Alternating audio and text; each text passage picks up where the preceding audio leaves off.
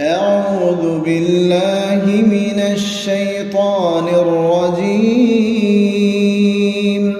بسم الله الرحمن الرحيم.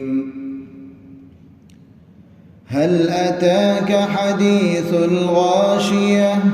وجوه يومئذ خاشعة عاملة ناصبة تصلى نارا حامية تسقى من عين آنية ليس لهم طعام إلا من ضريع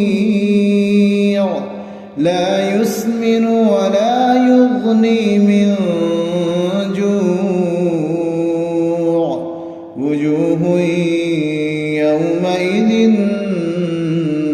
ناعمة لسعيها راضية في جنة عالية لا تسمع فيها لاغية فيها عين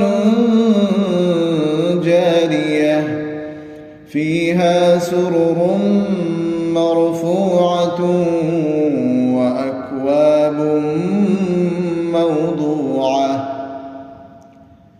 ونمارق مصفوفة وزرابي مبثوثة أفلا ينظرون إلى الإبل كيف خلقت وإلى السماء كيف رفعت وإلى الجبال كيف نصبت وإلى الأرض كيف سطحت فذكر إنما